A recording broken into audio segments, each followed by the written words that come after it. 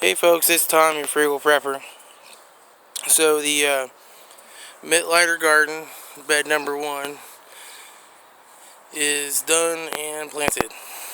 I'll just take you on a quick walkthrough. This right here is lima beans, lima pole beans that climb. Then right here's a little section of soybeans. They're bush soybeans. Got some kale over there. Some various sweet pepper plants over there too. That's a parsley. 2 squash. And then this is all tomatoes down here. There's some heirlooms. And then a bunch of Romas. And then we get into just some good old celebrity hybrids. There are 2 cantaloupe here. Then there is 6 Boston pickling cucumber. And 2 little teeny watermelon plants. Those are the heirloom sugar baby watermelons. So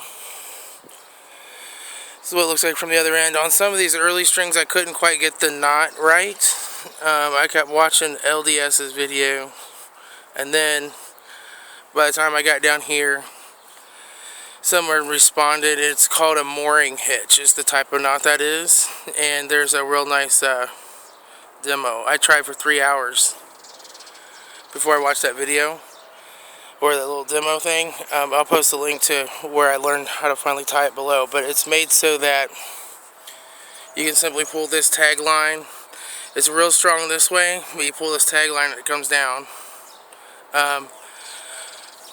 On my T-frames for the wire, I didn't do any of the fancy hardware or eye bolt or any of that kind of stuff.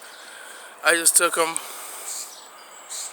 and basically wrapped them around the edge here. So they just come all the way through the back, if you can see this. It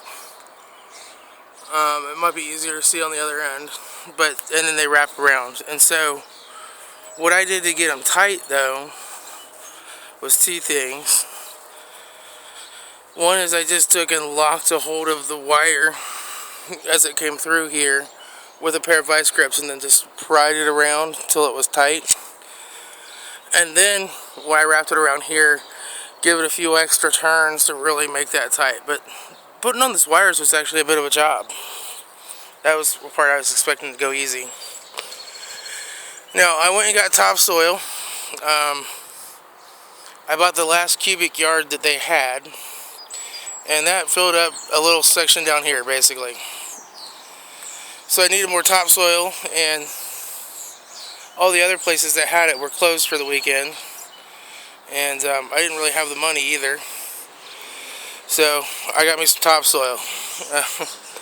Basically, I dug this out with a shovel, and then I hauled everything over to the garden in that wheelbarrow. So, dogs, quiet.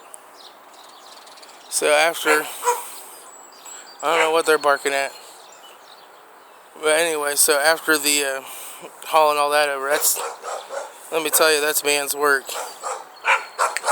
Lucy, it's a squirrel. It's just a squirrel. The squirrel came running across the line up there. The dogs are going crazy. But yeah, that was hot that day, and that was, let me tell you, that was man's work. Now Jemiah's over there barking. Dogs everywhere. But yeah, I'm happy with it. Now I'm getting this bed in. It's going to be planted with corn and some other stuff. I'm about to go beat me a dog. Juicy! Enough, Juicy Fruit!